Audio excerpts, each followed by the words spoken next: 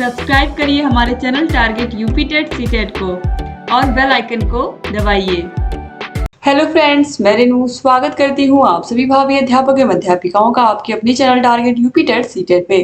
दोस्तों, आज की इस वीडियो में हम आपके डीएलएड थर्ड सेमेस्टर के सेकंड पेपर समावेशी शिक्षा के मोस्ट इंपोर्टेंट अतलगुत्री क्वेश्चंस को पढ़ने वाले हैं। दोस्तों, ये जो अतलगुत्री क्वेश्चन है ये 3 पार्ट में आएंगे, तो आज की इस वीडियो में हम पार्ट 1 पढ़ने वाले हैं। क्वेश्चन नंबर 1 से लेकर के 50 तक आज की इस वीडियो में हम पढ़ने वाले हैं। चलिए स्टार्ट करते हैं।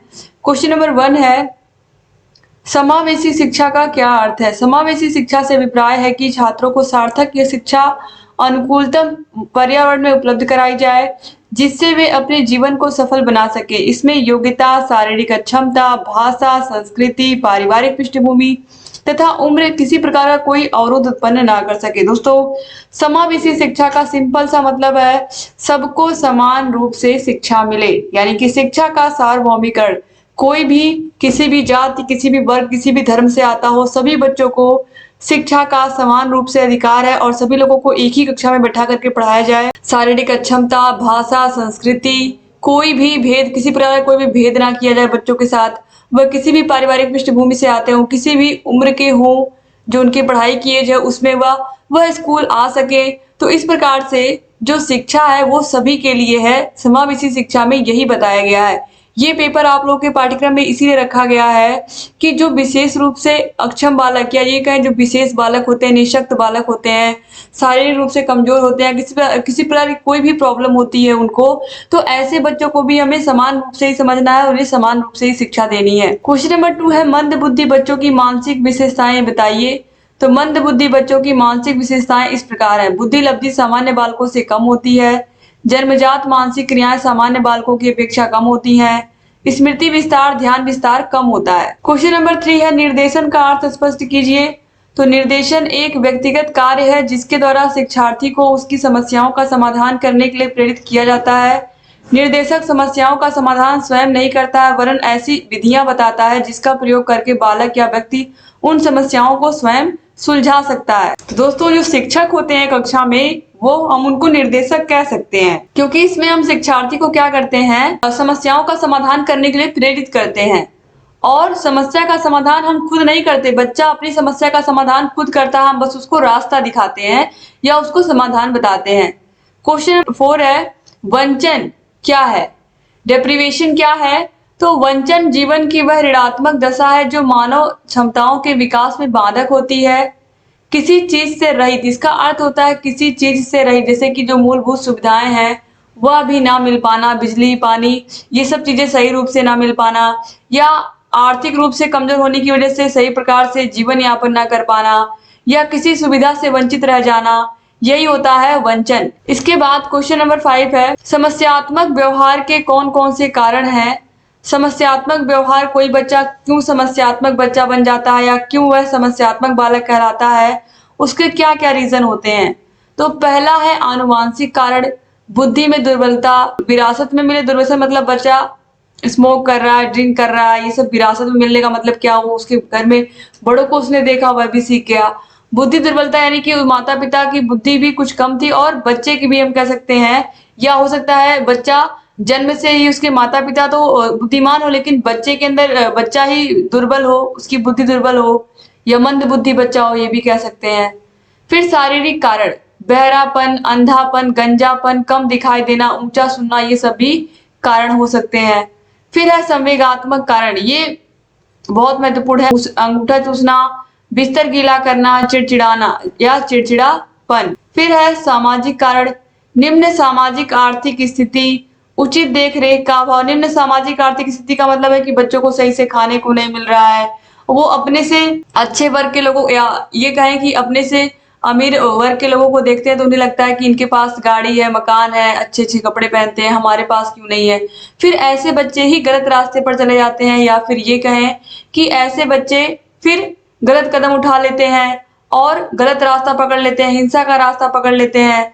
तो ये फिर क्या हो जाते हैं, समस्यात्मक बालक बन जाते हैं। या उचित देख रेख इनकी नहीं हो पाती, यानी कि सही से इनका देखभाल नहीं हो पाता। इसका रीजन भी है कि माता पिता दोनों श्रमिक होते हैं और बच्चों की देखभाल नहीं कर पाते हैं।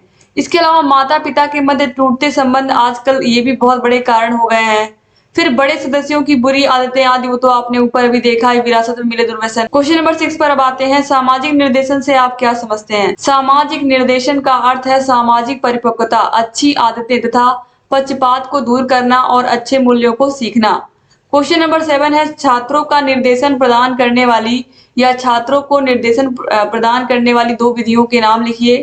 तो व्यक्तिगत तालिका सेवा, सूचना सेवा, परामर्श सेवा, स्थापन सेवा, अनुवर्तन सेवा, ये सब आते हैं निर्देशन प्रदान करने वाली विधियों के अंतर्गत। क्वेश्चन नंबर 8 है, प्रतिभाशाली बच्चे किन्हें कहते हैं? तो प्रतिभाशाली बालकों की बुद्धि सामान्य बालकों से अधिक होती है। मनोवैज्ञानिकों के अनुसार जिन बच्चों की बुद्धि लब्धि 140 से अधिक होती है वे प्रतिभाशाली बालक कहलाते हैं। कुछ बालकों की बुद्धि लब्धि 180 190 तक भी हो सकती है। क्वेश्चन नंबर 9 है, समावेशी शिक्षा से आप क्या समझते हैं? समावेशी शिक्षा से अभिप्राय है कि छात्रों को सार्थक शिक्षा अनुकूलतम पर्यावरण में उपलब्ध कराई जाए जिससे वे अपने जीवन को सफल बना सके। इसमें योग्यता, शारीरिक अक्षमता, भाषा, संस्कृति, पारिवारिक पृष्ठभूमि तथा उम्र किसी प्रकार का कोई अवरोध उत्पन्न या कोई अवरोध पैदा ना कर सके। यानी कि जो समावेशी शिक्षा है यह बच्चों को सार्थक शिक्षा तो मिले ही इसके अंतर्गत, लेकिन अनुकूल पर्यावरण में मिले कि बच्चों को आसानी से जो पढ़ाया जा रहा है वो समझ में भी आए, जिससे बच्चे अपने जीवन में सफल हो पाए। इसमें योग्यता, शारीरिक अक्षमता, भाषा, संस्कृति, ये सब चीजें बाधक ना बने, यही बात बताई गई है। फिर इसमें भी क्वेश्चन नंबर 10 पर आते हैं, अपवंचित बालकों से क्या अभिप्राय है? तो अपवंचित बालक वे बालक होते हैं जिन्हें वे सुविधाएं नहीं मिल रही हैं जो उन्हें मिलनी चाहिए अथवा जो उनकी श्रेणी के अन्य साथियों को मिल रही हो, जैसे कि आर्थिक, सामाजिक, सांस्कृतिक सुविधाओं से वंचित बालक तथा भाषा, धर्म, जाति, क्षेत्र, वर्ग, लिंग के कारण अपवंचित छात्र। क्वेश्चन नंबर 11 है, प्रतिभाशाली बालकों की बुद्धि लब्धि कितनी होती है? तो प्रतिभाशाली बालकों की मनोवैज्ञानिकों के अनुसार जिनकी बुद्धि लब्धि 120 से अधिक होती है वे प्रतिभाशाली बालक कहलाते हैं। लेकिन आपको पता है टर्मन के अनुसार कितना होता है, 140 से अधिक जो होते हैं वे प्रतिभाशाली बालक कहलाते हैं। कुछ बालकों की बुद्धि लब्धि 180 से 190 तक भी होती है, तो याद रखिएगा यहाँ पर 140, ठीक है, यहाँ पर 120 नहीं बल्कि 140 याद रखिएगा। क्वेश्चन नंबर 12 है, दृष्टि बाधित बालकों की शिक्षा किस प्रकार की होनी चाहिए? ऐसे बच्चे जो देख नहीं पाते हैं उनकी शिक्षा कैसी होनी चाहिए? तो दृष्टि बाधित बालकों की शिक्षा का मुख्य उद्देश्य होना चाहिए कि ये बालक दृष्टि बाधित होते हुए भी समाज में समुचित समायोजन स्थापित कर सके। दृष्टि बाधितों के लिए लिखित अभिव्यक्ति के रूप में ब्रेल लिपि महान उपलब्धि है। 6 विभिन्न उभरे हुए बिंदु संकेतों के माध्यम से यह लिपि मोटे कागज पर अंकित की जाती है। दोनों हाथों की अनामिका के अग्रभाग से बिंदु संकेतों को स्पर्श करके अक्षर संकेतों को जाना जाता है। तो ऐसे बच्चों को ब्रेल लिपि के माध्यम से पढ़ाया जाता है जो दृष्टिबाधित बालक होते हैं, और इनके लिए जो 6 उभरे हुए संकेत होते हैं उन्हीं के माध्यम से इनको पढ़ाया लिखाया जाता है। दोस्तों, दृष्टिबाधित बालकों की शिक्षा अगर अच्छे से हो जाए तो ये भी समाज में बहुत कुछ कर सकते हैं और बहुत कुछ बदलाव भी कर सकते हैं, और यह भी अपना जीवन आत्मनिर्भर होकर के जी सकते हैं। क्वेश्चन नंबर 13 है, बुद्धि लब्धि किसे कहते हैं? उदाहरण सहित समझाइए। तो बुद्धि लब्धि बालक या व्यक्ति की सामान्य योग्यता के विकास की गति बताती है। कॉल एवं ब्रूस के अनुसार बुद्धि लब्धि यह बताती है कि बालक की मानसिक योग्यता में किस गति से विकास हो रहा है। जैसे किसी बालक की मानसिक आयु 10 वर्ष है और वास्तविक आयु 8 वर्ष है, तो आप देखिए उसकी मानसिक आयु 10 वर्ष और वास्तविक आयु 8 वर्ष है, तो इसमें हम जब 100 से गुना करेंगे तो यहाँ पर आप देखिए इस तरीके से, तो इस तरीके से इसको हम जब 4 से काटेंगे तो ये 4 दूना 8 और ये 25 बार में कट जाएगा। फिर 2 को हम काट देंगे, यहाँ पर 5 आ जाएगा, 10 को काटेंगे 2 से, तो यहाँ पर 25 बच्चे 125 आ गया। तो ये जो 125 है यही बुद्धि लब्धि हो जाएगी। इस तरीके से बुद्धि लब्धि निकालते हैं। बुद्धि लब्धि बराबर मानसिक आयु बटे वास्तविक आयु गुणे 100, यही होता है, आप लोगों को पता ही है। अब आगे बढ़ते हैं। क्वेश्चन नंबर 14, विशिष्ट बालकों की 2 विशेषताएं बताइए। तो विशिष्ट बालकों की प्रमुख विशेषता यह होती है कि वे कक्षा के सामान्य स्तर के बालकों के साथ समायोजित नहीं हो पाते हैं। यह बालक प्रतिभावान भी होते हैं और मंद बुद्धि के बालक भी होते हैं। तो विशिष्ट बालकों में बस केवल सामान्य बालक नहीं आते हैं, बाकी प्रतिभाशाली बालक और मंद बुद्धि बालक और सबके सब आते हैं, केवल और केवल सामान्य बालकों को छोड़ करके। तो विशिष्ट बालकों की निम्न विशेषताएं होती हैं, भिन्नता, विचलन, आयाम, नियमित शिक्षण, ये सारी चीजें। क्वेश्चन नंबर 15 है, सृजनात्मक बालकों की पहचान हेतु किए जाने वाले किन्हीं 2 परीक्षणों का उल्लेख करिए। तो ये परीक्षण यहाँ पर देखिए 3 प्रकार के होते हैं। पहला शाब्दिक, दूसरा अशाब्दिक, तीसरा है शाब्दिक अशाब्दिक दोनों। सामान्य सृजनात्मक परीक्षण, भाषा सृजनात्मक परीक्षण, गणित सृजनात्मक परीक्षण, ये सारे होते हैं इसके अंतर्गत। क्वेश्चन नंबर 16 है, शैक्षिक पिछड़ेपन के 2 प्रमुख कारण क्या हैं? तो शैक्षिक पिछड़ेपन के यानी कि शिक्षा में कोई बच्चा पिछड़ा हुआ है तो उसके प्रमुख कारण क्या है? निम्न सामान्य बुद्धि और परिवार का वातावरण। इसके अतिरिक्त बच्चे के अंदर कोई शारीरिक दोष है, वंशानुक्रम, परिवार की निर्धनता, ये सारी चीजें भी कारण बनती हैं। क्वेश्चन नंबर 17 है, समस्यात्मक बालक कौन होते हैं? समस्यात्मक बालक वही बालक होते हैं जिनका व्यवहार गंभीर रूप से आपराधिक असाधारण होता है, जैसे कि चोरी करने वाले, झूठ बोलने वाले, क्लास में लेट आने वाले। ये तो नहीं कह सकते कि क्लास में लेट आने वाले, लेकिन ये कह सकते हैं कि हिंसा करने वाले, चोरी करने वाले बालक, झूठ बोलने वाले बालक, दूसरों से झगड़ा करने वाले, ये भी कह सकते हैं, और हिंसा करने वाले, ये बालक क्या होते हैं? समस्यात्मक बालक होते हैं। क्वेश्चन नंबर 18 है, बाल अपराध रोकने हेतु 2 प्रमुख उपाय बताइए। तो घर, विद्यालय तथा समाज में बालक को आवश्यक सुविधाएं उपलब्ध कराना, अपराधियों की संगत से दूर रखना, उनकी मूलभूत आवश्यकताओं की पूर्ति के साधन जुटाना बाल अपराध रोकने हेतु आवश्यक है। अभिभावकों को भी इस हेतु निर्देश दिए जा सकते हैं। क्वेश्चन नंबर 19 है, निर्देशन का अर्थ स्पष्ट करते हुए परिभाषित कीजिए। तो निर्देशन एक व्यक्तिगत कार्य है जिसके द्वारा शिक्षार्थी को उसकी समस्याओं का समाधान करने के लिए प्रेरित किया जाता है। निर्देशक समस्याओं का समाधान स्वयं नहीं करता, वरन ऐसी विधियां बताता है जिनका प्रयोग करके बालक उन समस्याओं को स्वयं सुलझा सकता है। तो निर्देशन में क्या होता है? एक व्यक्ति क्या करता है? केवल और केवल क्या करता है? समस्याओं का समाधान करने के लिए प्रेरित करता है। और निर्देशक समस्याओं का समाधान खुद नहीं करता है, बल्कि ऐसी विधियां बताता है या ऐसी परिस्थितियां उत्पन्न करता है कि बच्चा अपनी समस्याओं को स्वयं सुलझा ले। क्वेश्चन नंबर 20 पर आते हैं, समावेशी शिक्षा सामान्य शिक्षा से किस प्रकार भिन्न है? समावेशी शिक्षा शारीरिक, मानसिक या प्रतिभाशाली तथा विशिष्ट गुणों से युक्त विभिन्न बालकों पर अपनाई जाती है, लेकिन यह शिक्षा सामान्य बालकों को शिक्षण नहीं देती। समावेशी शिक्षा सामान्य बालकों की शिक्षा से सर्वथा भिन्न है। इस शिक्षा में ऐसे घटकों को सम्मिलित किया जाता है जो सामान्य बालकों के कार्यक्रमों के साथ साथ विशिष्ट भी होते हैं। क्वेश्चन नंबर 21 है, निर्देशन के 2 प्रमुख उद्देश्य लिखिए। स्कूल में समायोजन में सहायता करना निर्देशन का मुख्य उद्देश्य होता है। छात्रों में उनकी रुचि के अनुरूप विषयों का चयन करने में सहायता देना।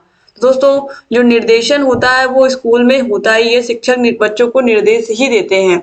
और इसमें देखिए, स्कूल में समायोजन में सहायता करना, इसके अलावा निर्देशन का यह प्रमुख उद्देश्य होता है, यहाँ पर कहा गया है। तो निर्देशन के द्वारा ही शिक्षक जो भी बच्चों को पढ़ाते हैं, जो भी सब्जेक्ट, उसमें वह निर्देश ही देते हैं। इसके अलावा स्कूल में बच्चों को समायोजन में सहायता मिलती है इसके माध्यम से, और बच्चों की जो रुचि के सब्जेक्ट होते हैं, यानी कि जिन विषयों में उनका इंटरेस्ट होता है, उसका चयन करने में शिक्षक उनकी मदद करते हैं। क्वेश्चन नंबर 22 है, परामर्श का अर्थ स्पष्ट करिए। तो डॉक्टर जुयाल के अनुसार परामर्श एक प्रकार की राय देना है जहां व्यक्ति स्वयं निर्णय लेने में सक्षम नहीं होता है। तो मायर्स का कथन है कि जो परामर्श होता है वह 2 व्यक्तियों के बीच में होता है, जिसमें एक व्यक्ति दूसरे व्यक्ति से सहायता लेता है, यानी कि वह निर्णय नहीं कर पाता तो दूसरे व्यक्ति की क्या लेता है? सहायता लेना है। तो परामर्श को ही हम क्या कहते हैं? एडवाइस कहते हैं। और निर्देशन को क्या कहते हैं? गाइडेंस कहते हैं। क्वेश्चन नंबर 23 है, निर्देशन एवं परामर्श में प्रमुख अंतर। देखिए, यहाँ पर वही क्वेश्चन पूछ भी लिया कि निर्देशन और परामर्श में क्या अंतर होता है। तो देखिए, निर्देशन सामूहिक व व्यक्तिगत दोनों प्रकार का हो सकता है। जैसे कि अगर क्लास में टीचर कुछ बोल रहे हैं, निर्देश दे रहे हैं, तो क्लास में 30 बच्चे हैं तो 30 को एक साथ निर्देश दे सकते हैं, ठीक है। इसके अलावा व्यक्तिगत रूप से 1 या 2 बच्चों को, एक बच्चे को भी वो दे सकते हैं अगर उनके पास समय है। लेकिन जो परामर्श है वो एक समय में एक ही व्यक्ति के लिए उपलब्ध होता है, यानी कि परामर्श में हम एक व्यक्ति को एक ही समय में सिर्फ एक व्यक्ति को सलाह दे सकते हैं। निर्देशन में व्यक्ति को समस्या समाधान के योग्य बनाया जाता है, यानी कि जो निर्देशन होता है, जैसे टीचर क्या करते हैं, बच्चों को समस्या के समाधान के योग्य बनाते हैं, बच्चों को रास्ता दिखाते हैं, बच्चों को चलना उस पर खुद पड़ता है। जबकि परामर्श के माध्यम से व्यक्ति को आत्मनिर्देशन हेतु सक्षम बनाया जाता है। क्वेश्चन नंबर 24 है, शैक्षिक समावेशन से आपका क्या आशय है। तो शैक्षिक समावेशन में उन सभी तथ्यों को सम्मिलित किया जाता है जो विशिष्ट बालकों पर लागू होते हैं, अर्थात समावेशी शिक्षा शारीरिक, मानसिक व प्रतिभाशाली तथा विशिष्ट गुणों से युक्त विभिन्न बालकों पर अपनाई जाती है। क्वेश्चन नंबर 25 है, मानसिक रूप से मंद बालक किसे कहते हैं। तो मानसिक रूप से मंद का अर्थ है औसत से कम मानसिक योग्यता वाला बालक। मानसिक मंद बच्चों की बुद्धि लब्धि सामान्य बालकों की बुद्धि लब्धि से कम होती है, अतः उनमें विभिन्न मानसिक शक्तियां कम विकसित होती हैं। इन्हें अधिकतम अक्षमता वाले बालक भी कह सकते हैं, यानी कि इनकी जो बुद्धि होती है वो सामान्य बच्चों की बुद्धि लब्धि से बहुत कम होती है, इसीलिए इनको कोई भी तथ्य बहुत आसानी से नहीं समझ में आता है। इसके बाद क्वेश्चन नंबर 26 पर आते हैं। दृष्टि दोष से ग्रस्त बालकों की दो विशेषताएं बताइए। तो दृष्टि दोष का मतलब ऐसे बच्चे जिन्हें देखने में समस्या होती है, देखने में कठिनाई होती है, तो ऐसे बच्चे, इनकी हमें विशेषताएं बतानी है। तो दृष्टि बालकों की जो मानसिक योग्यता होती है, ये बालक मानसिक योग्यता की दृष्टि में सामान्य बालकों से कम नहीं होते हैं, यानी कि ऐसे बच्चे जिनको दिखाई नहीं देता है, वो किसी भी प्रकार से उनकी जो मानसिक बुद्धि होती है, जो मानसिक क्षमता होती है, वो सामान्य बालकों से कम नहीं होती है। इसके अलावा दृष्टिबाधितों की भाषा का विकास, ये भाषा दोषी भी नहीं होते हैं। सुनना तथा बोलना इनकी भाषा के प्रमुख कौशल है, यानी कि ऐसे बच्चे जिनको दिखाई नहीं देता है, वो कोई बोल रहा है तो सीधे सीधे उनके कान में वो आवाज जाती है, तो वो बिल्कुल कंसंट्रेट होकर के सुनते हैं, तो उनके अंदर भाषा दोष भी नहीं होता है और उनकी जो मानसिक क्षमता होती है वो भी सामान्य बच्चों से अच्छी होती है कह सकते हैं, या उनके बराबर होती है, ये भी कह सकते हैं। दृष्टिबाधितों के सामाजिक व समायोजन संबंधी कार्य, तो इनमें व्यक्तित्व की समस्याएं आंतरिक नहीं होती हैं, यानी कि बाह्य रूप से बस केवल देखने में समस्या होती है, यही इनके साथ एक प्रॉब्लम है। बाकी ये बच्चे किसी अन्य बच्चों से या सामान्य बच्चों से कम नहीं होते हैं। क्वेश्चन नंबर 27 है, निर्देशन को परिभाषित करिए। तो निर्देशन एक व्यक्तिगत कार्य है जिसके द्वारा विद्यार्थी को उसकी समस्याओं का समाधान करने के लिए प्रेरित किया जाता है।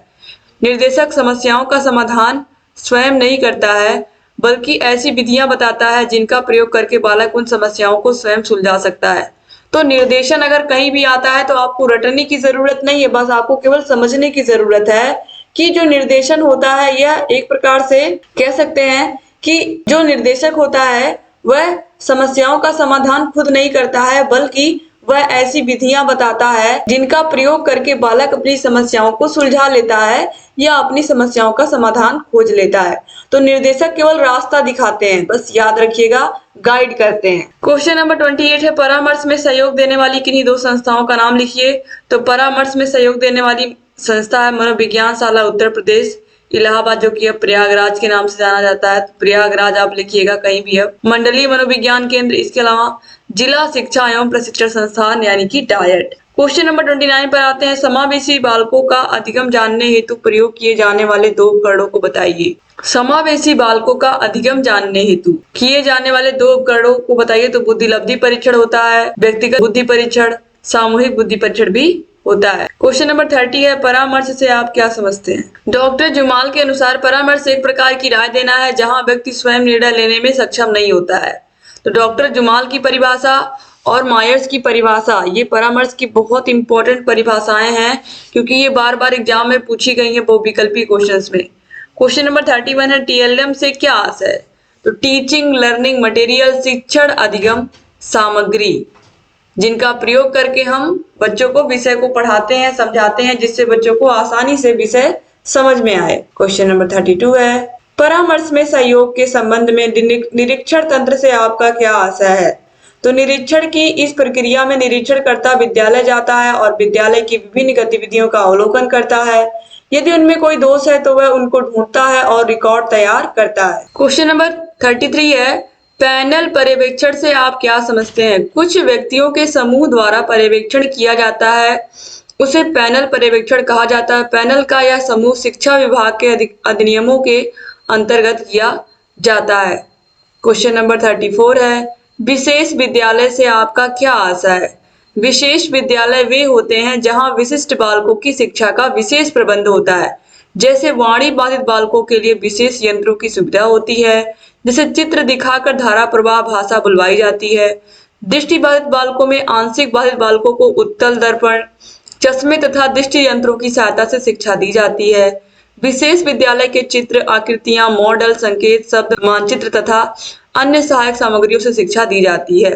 विशेष विद्यालय में ऐसे बच्चों को शिक्षा दी जाती है जिन्हें बोलने में दिक्कत है, ऐसे बच्चे जिन्हें देखने में दिक्कत है। तो ऐसे बच्चों को अलग अलग प्रकार से जो उनकी जरूरतें हैं उन्हीं के अकॉर्डिंग उन्हें शिक्षा दी जाती है। क्वेश्चन नंबर 35 है, समावेशी शिक्षा का अर्थ बताइए। तो समावेशी शिक्षा ऐसी शिक्षा जिसमें छात्रों को सार्थक शिक्षा अनुकूलतम पर्यावरण में उपलब्ध कराई जाए, जिससे अपने जीवन को वह सफल बना सके। यानी कि ऐसी शिक्षा को हम समावेशी शिक्षा कह सकते हैं, जो छात्रों को सार्थक शिक्षा अनुकूलतम पर्यावरण में उपलब्ध कराए। या समावेशी शिक्षा में हम यह भी कह सकते हैं कि समावेशी शिक्षा के अंतर्गत सभी प्रकार के बालकों को एक ही कक्षा में बैठा करके शिक्षा देने की बात की गई है। कोई भी बच्चा किसी भी जाति वर्ग धर्म से बिलोंग करता हो, लेकिन सभी बच्चों को एक साथ एक ही कक्षा में बैठ करके पढ़ने का अधिकार है। क्वेश्चन नंबर 36 है, समावेशी शिक्षा का मुख्य ध्येय क्या है? तो शारीरिक रूप से अक्षमता वाले बालकों का पुनर्वासन करना, यानी कि ऐसे बच्चों को भी शिक्षा की मुख्य धारा से जोड़ना। क्वेश्चन नंबर 37 है, समावेशी शिक्षा किस प्रकार के बच्चों पर अपनाई जाती है? तो इस प्रकार की शिक्षा कार्यशील बच्चों, निम्न जाति के बच्चों आदि पर अपनाई जाती है। क्वेश्चन नंबर 38 है, शैक्षिक समावेशन का क्या अर्थ है? तो शैक्षिक समावेशन में उन सभी तथ्यों को सम्मिलित किया जाता है जो विशिष्ट बालकों पर लागू होते हैं। क्वेश्चन नंबर 39 है, समावेशी बालक किस प्रकार के होते हैं? तो वह बालक जो अपनी किसी भी शारीरिक अक्षमता के कारण सामान्य शिक्षा कार्यक्रम के लिए उपयुक्त नहीं होते हैं, वह समावेशी बालक की श्रेणी में आते हैं। समावेशी बालक की श्रेणी में जितने भी विकलांग बालक हैं, विकलांग बालक मतलब इनको देखने में समस्या, दृष्टि बाधित, वाक बाधित, अस्थि बाधित, ये सारे बच्चे, इसके अलावा प्रतिभाशाली बच्चे, ये सारे मंद बुद्धि बच्चे, ये सब आते हैं समावेशी बालकों के अंतर्गत, केवल सामान्य बालकों को छोड़ करके। क्वेश्चन नंबर 40 है, विशिष्ट आवश्यकता वाले बालक से आप क्या समझते हैं? और विशिष्ट आवश्यकता वाले बालक, समावेशी बालक, ये कुछ अलग नहीं होते हैं, बस केवल नाम सबका अलग किया गया है।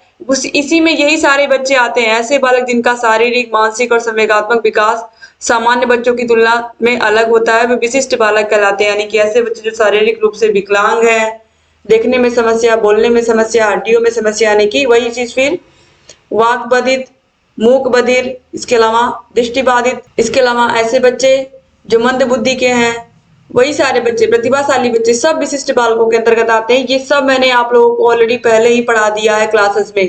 क्लासेस भी आप देख सकते हैं, समावेशी शिक्षा की आपको सारी क्लासेस भी मिल जाएंगी। क्वेश्चन नंबर 41 है, अपवंचित बालक कितने प्रकार के होते हैं? तो अपवंचित बालक 3 प्रकार के होते हैं, सामाजिक रूप से वंचित बालक, आर्थिक रूप से वंचित बालक और शैक्षिक रूप से वंचित बालक। सामाजिक रूप से वंचित बालक का मतलब है कि ऐसे बच्चे या ऐसे परिवार जिनको समाज नहीं एक्सेप्ट करता है, जो समाज में सम्मानजनक जीवन नहीं जी पा रहे हैं। आर्थिक रूप से वंचित बालक, ऐसे बच्चे जिनके पास कुछ भी सुविधा नहीं है, जिनके माता पिता के पास सही से 2 टाइम खाना नहीं है, ऐसे बच्चे आर्थिक रूप से वंचित हैं, यानी कि सुविधा की कमी है, असुविधा है इनके पास, ये हम कह सकते हैं। अपवंचन का मतलब असुविधा। शैक्षिक रूप से वंचित बालक, ये शिक्षा से भी वंचित हैं। अब हो सकता है कि दोनों के माता पिता लेबर हो, ये कह सकते हैं कि दोनों के माता पिता जाते हो जॉब पर, और इस वजह से वो बच्चा जो है वो छोटे भाई बहनों की देखभाल करता है, या इस वजह से वह स्कूल नहीं जा पा रहा है। बहुत सारी समस्याएं हो सकती हैं। क्वेश्चन नंबर 42 है, पिछड़े बालक से आपका क्या आशय है? जो छात्र निश्चित समय में निश्चित ज्ञान की प्राप्ति करने में असफल रहते हैं और सामान्य छात्रों से पीछे रहते हैं, उन्हें पिछड़े बालक कहा जाता है। क्वेश्चन नंबर 43 है, पिछड़ेपन के प्रकार बताइए। तो पिछड़ापन मूलतः 2 प्रकार का होता है, व्यक्तिक और सामूहिक। क्वेश्चन नंबर 44 है, सामान्य बालकों की बुद्धि लब्धि कितनी होती है? तो सामान्य बालकों की बुद्धि लब्धि 90 से 110 होती है, कहीं कहीं 90 से 109 भी मिलेगा तो वो भी सही होता है। क्वेश्चन नंबर 45 है, प्रतिभाशाली बालकों की बुद्धि लब्धि कितनी होती है? तो ये 140 से अधिक होती है। क्वेश्चन नंबर 46 है, पिछड़े बालकों की एक विशेषता बताइए। तो इनकी गति, सीखने की जो गति होती है वो बहुत धीमी होती है। क्वेश्चन नंबर 47 है, अपवंचन क्या है? अपवंचन बाल्य जीवन की उद्दीपन दशाओं की न्यूनता है, या फिर ये कहें कि बच्चों को जो सुविधाएं चाहिए वो सुविधाएं नहीं मिल पाती, यानी कि बहुत सारी सुविधाओं से वह वंचित रह जाते हैं, या इन्हें बहुत सारी असुविधा होती है, और उसी असुविधा को ही हम अपवंचन कहते हैं। इन तक वो चीजें पहुंच ही नहीं पाती हैं जिनकी इन्हें जरूरत होती है। क्वेश्चन नंबर 48 है, दृष्टि बाधित बालकों को कितनी श्रेणियों में बांटा जाता है? तो 2 श्रेणी में, आंशिक दृष्टि से बाधित, यानी कि ऐसे बच्चे जिन्हें कुछ कुछ दिखाई देता है, और दूसरा है पूर्ण रूप से अंधे बालक, यानी कि जिन्हें कुछ भी दिखाई नहीं देता। क्वेश्चन नंबर 49 है, आंशिक दृष्टि बाधित बालक कौन होते हैं?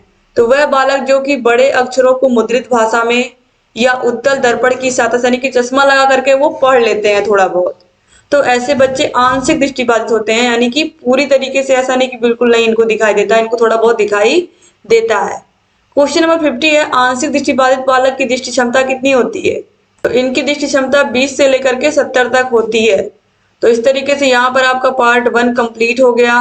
अभी इसके 2 पार्ट और आएंगे, क्योंकि यहाँ पर जितने भी क्वेश्चन है वो बहुत ही अच्छे से आपको समझा करके मैं पढ़ा रही हूँ, ताकि आप लोगों को एग्जाम तक सारी चीजें अच्छे से याद रहे। एग्जाम तक क्या, एग्जाम के बाद बहुत लंबे समय तक याद रहे, क्योंकि ये सारी चीजें आपको यूपी टेट सुपर टेट में भी देखने को मिलेंगी, तो बार बार आपको रटने की जरूरत ही नहीं पड़ेगी। दोस्तों उम्मीद करती हूँ कि आप लोगों को वीडियो अच्छी लगी होगी और आप लोग इसको जरूर अपने कॉलेज के ग्रुप में अपने प्रिय मित्रों को जरूर शेयर करेंगे। और डिस्क्रिप्शन बॉक्स, कमेंट बॉक्स में आपको सारे के सारे वीडियोस की लिंक मिल जाएगी। और जहाँ कहीं कोई भी समस्या आ रही है हमसे बताते रहिए, सारे वीडियोस को देखते रहिए। और दोस्तों अगर चैनल को सब्सक्राइब नहीं किया तो प्लीज सब्सक्राइब कर दीजिए। दोस्तों अगर आपको सारे के सारे विषयों की मास्टर क्लास चाहिए, सारे के सारे विषयों के नोट्स चाहिए, हैंड रिटन नोट्स, सारे के सारे विषयों के पवन सीरीज राजन सीरीज की पूरी पीडीएफ चाहिए, इसके अलावा सारे के सारे विषयों के अगर आपको चैप्टर वाइज टेस्ट चाहिए, टेस्ट तो हर चीज आपको हमारे app target UP TET CTET app में मिलेगी। ऐप की लिंक आपको डिस्क्रिप्शन बॉक्स, कमेंट बॉक्स में मिल जाएगी। और जहाँ कहीं कोई भी समस्या आ रही है आप हमसे बता सकते हैं। इसके अलावा दोस्तों आप हमारे टेलीग्राम से भी जुड़ जाइए। टेलीग्राम पर भी आपको सारे के सारे वीडियोस की नोटिफिकेशन सही समय पर मिलेगी, ताकि आप सारे वीडियो से अवेयर रहें और सारे वीडियो जो भी आ रहे हैं उनको देखते हुए चलें। दोस्तों आप लोगों को यूट्यूब पर भी सारे के सारे वीडियोस की लिंक मिल जाएगी डिस्क्रिप्शन बॉक्स, कमेंट बॉक्स में। सारे वीडियोस को देखते रहिए और जहाँ कहीं कोई भी समस्या आ रही है हमसे बताते रहिए। जय हिंद दोस्तों।